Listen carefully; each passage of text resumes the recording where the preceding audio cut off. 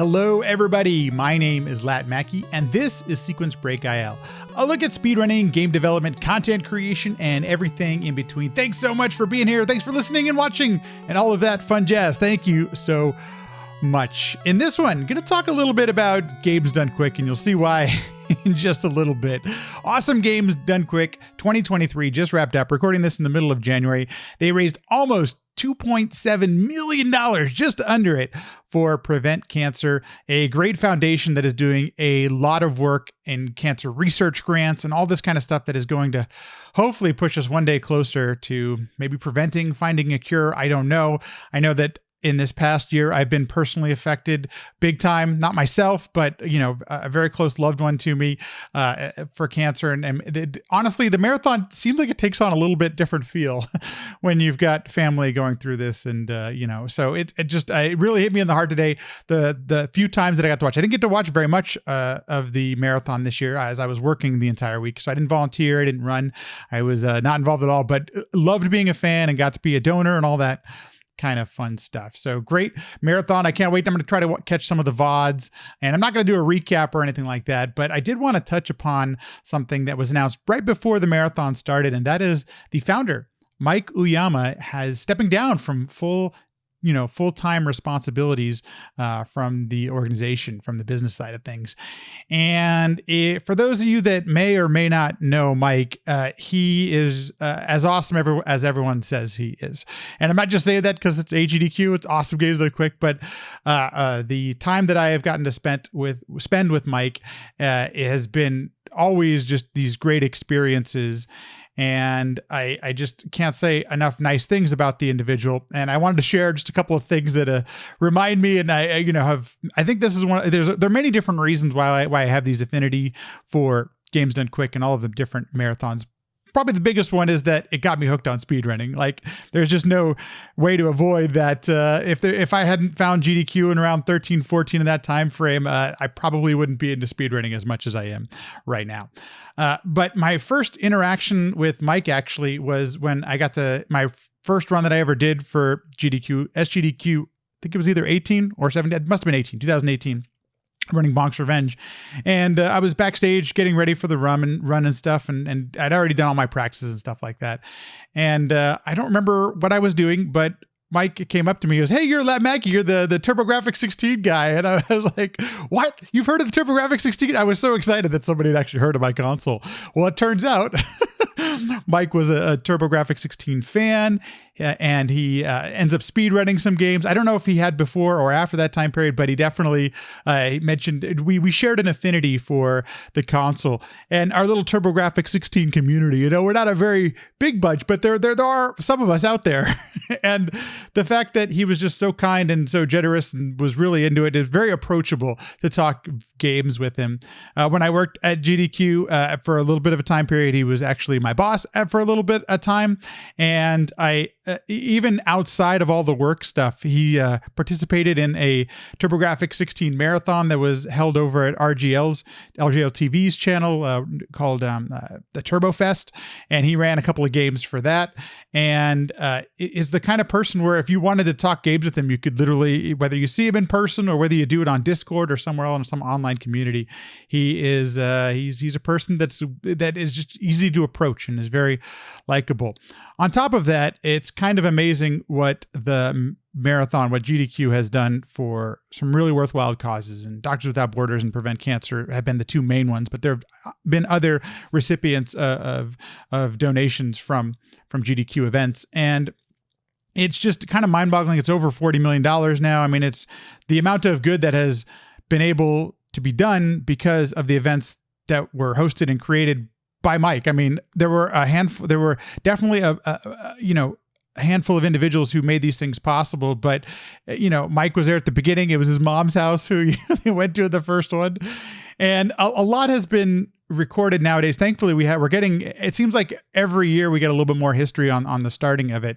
They did a panel that you can find on YouTube. I did a Games Done Classic episode dedicated all to the first GDQ. And then I've spoken with many individuals over the time who were at that event, Trihex being one of them, but then others, Frezzy Man, Andrew G. I mean, just all these different individuals who we've known to love and really appreciate and this respect this history that's there in just a short amount of time. I mean, the first one was 13 years ago now, I guess, 12 years ago, 2010. And even though that feels so long ago, at the same time, if you think about it, that's 12 years of history. There's still a lot to be written, to say the least. The clip I'm going to share today is from one of the classic games done quick, recorded back in April of 2021. And I think this is appropriate, hence, because AGDQ just got wrapped up, but then also, the awful block may not have been around if it weren't for these two that are going to tell us the history of it. And that's Mike Uyama and PJ. If you're not familiar with PJ, has been very affiliated with the speedrunning community for a very long time. And this run of Lagoon is basically the thing that kind of like sparked and started this whole thing off with Awful Block, and is still a staple of awful games. I'm awful of AGDQ. Awesome games done quick, still done. These are the moments. Awful Block specifically is one of those things that I miss from the online version. I'm for the in-person version of GDQ. It's still great. Still got to see some really great stuff. But there's something about being up late at night and sitting through. I've only gotten a chance to experience it once live and in person, the Awful Block, and it didn't disappoint. Author Blues on the couch, the one I saw it, I'm just like, oh my gosh, I'm barely awake, and you're loving every moment. So anywho, a little bit of a history of the Awful Block with Mike Uyama and PJ. Mike, I don't know if Mike listens to this, but huge thank you to Mike and for all the work and time that he's put in to Games Done Quick, and glad that it's going to continue on. It sounds like, and I'm sure Mike will still be around. I think he's a part of he's a part of the video game community, the speedrunning and retro community outside of his responsibilities for Games Done Quick. So hope you enjoyed this history of Awful Block. Yeah, Awful Games Done Quick started in HDQ 2012, and it was actually my fault. I think I'm going to take credit for it. Yeah, do it. Because am I good now? We can hear you, Mike. You did That's it. awesome. Hooray! I can be heard. Before we get back to this, I got to say, when PJ joined the Discord, we were like, everything's going to fall apart. And just right on cue, this actually happened. Yeah, Oh legitimately right around 4 p.m., like AK when the show is supposed to start. It just, yeah. You're welcome. Okay. Well, okay. Well, thank you, Mike. Thank you so much for being here. For those of you that don't know, Mike is one of the people who started Games Done Quick, and so he has a unique perspective here on Awful Block and GDQ and things like that. PJ, why don't you continue with your story about how you perhaps coined Awful Block, if you will? Sure. Yeah, so at AGDQ 2011, there was only like 40 of us or 50 of us or something. I don't remember the attendance numbers, but it was really small. And we were all super excited about the event. So we stayed up an embarrassingly long time. There were some heroes that tried to stay up the entire week and lost the second half of the week. But it was pretty rough. We were all basically sleep deprived the entire week. And I remember talking with Flicky at the end of that event, saying, man, what we really need is like right in the middle of the week, maybe like the Wednesday overnight, we should just load it with some garbage that no one wants to watch so that everybody has a chance to get some sleep. Otherwise, we're just going to stay awake for the entire week every year. And so we approached Mike with that idea, and somehow he fell for it. And thus began Awful Games Done Quick. Mike, let me start with you, or let me move it over to you then. It seems nowadays, and I don't know if this has always been the case, but you have this affinity for games that others might consider not the best games that they've ever played. So, was that any sort of like? I guess tell us a little bit about the beginnings of how this came from your perspective. We've heard it from PJ's. Yeah. So I think it actually happened a little before the first AGDQ, which was 2011, and I remember. There was one member of our community, he doesn't speedrun anymore, but he is in chat right now, Josh the Funk Doc, who I remember him bugging me about like how we should have like a bad games block, or like, people would really dig, like an awful games block. And I was like, I don't know, I don't know if that'll work. And then I remember, so in the older GDQs, we used to have this thing called bonus stream. And this was after the week or so, we would still stream some stuff, but stuff that we like, that was more casual or stuff that we didn't have, on the mainstream.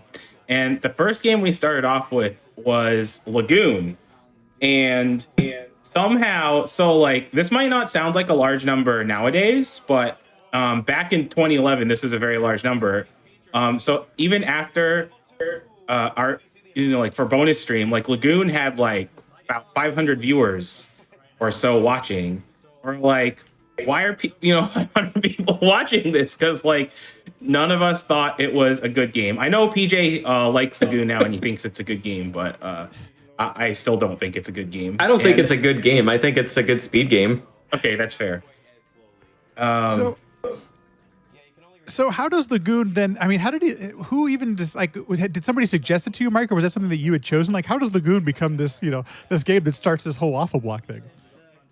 I think PJ was just talking about it one day, and then I decided to try it out, and I thought it was really funny. How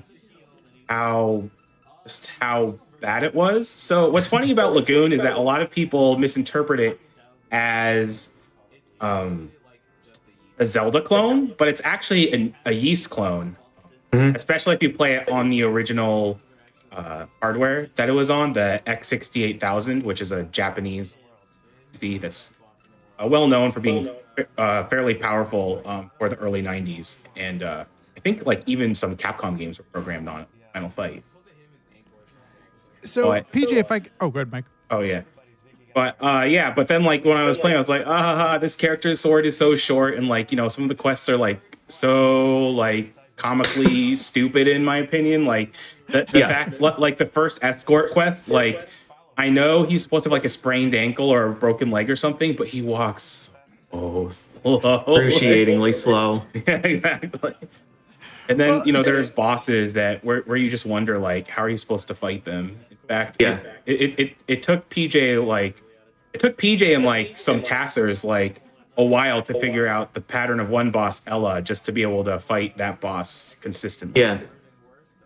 So PJ, what's your history with the game before you actually ran it on the GDQ stage? I mean, had you been speedrunning it for a while? How did you discover this game yourself?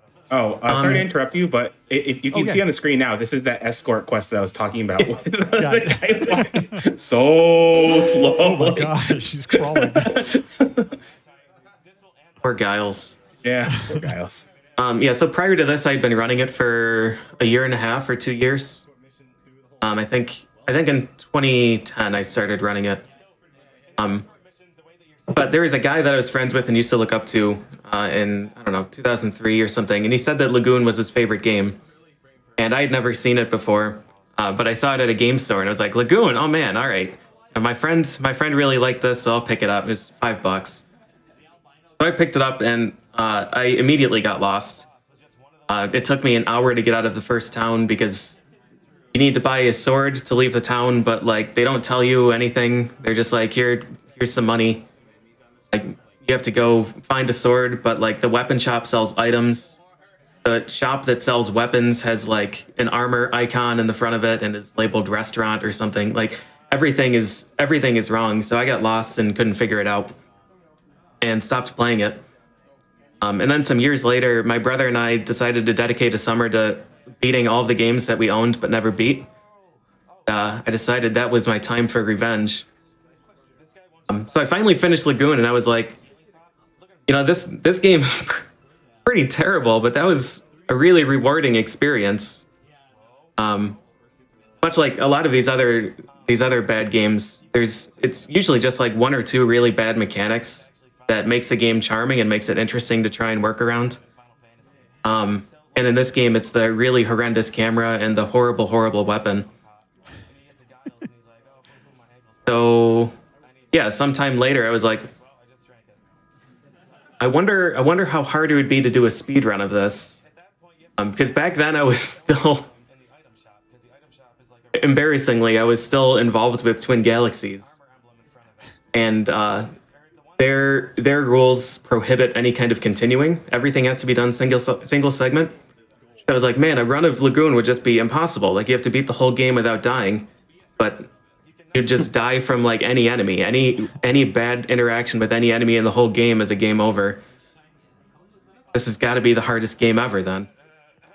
So yeah, I started running it then mostly out of like intrigue to see how impossible the run would be, and because it was just rewarding to become competent at the mechanics. So tell us a little bit about this run. What time of night? One of the things that now is the staple of Awful Block is it's late at night. It's depending on where you're at and stuff. So what time is it when does this run take place? And tell us a little bit about the vibe inside the room. Are people sleep deprived? Is anybody awake at this point? Oh God. So I don't know what time it was. It was somewhere between midnight and 2 a.m. probably. But our plan to have people sleep during this block backfired in the biggest way possible. And the room was completely packed. Yeah, as you can see, because back in 2012, which is when this was, we had maybe 90 people total, for the entire event. As you can see, there's at least 20 people in the room right now. So this plan to have people sleep during this block definitely did not work out too well. Yeah, and I remember looking, man, we're so young there. Yeah, I know. Yeah. I remember at some point looking to the side, past you can see Flicky there on the side in the plaid shirt. That was the host station. Next to him were 3 donation stations, and then there was, I don't know, maybe 10 more feet of space. I think the tech wrapped around an L-shaped desk. Yeah, it did. The tech was there. And I remember looking over in that space, and that was also just packed with people, shoulder to shoulder. I was why are you guys here? You can't even see the TV from there, and also it's Lagoon. Right. Why? Why are you doing this? There are some, watching this video nowadays, one of the things is that the mic picks up every person in the room. So sure even does. The person in the back who whispers, you can hear crystal clear over the mic. Mike, where did this one take place? Where is the event location here? Yeah, so this was a location called the National 4-H Center. It's right outside of Washington, D.C. And it was a good location for the time because it wasn't too big. It was basically kind of like a youth hostel. Unless you're Stansky, it was a good place. Oh, yeah. He used his GPS and it brought him to a military base instead.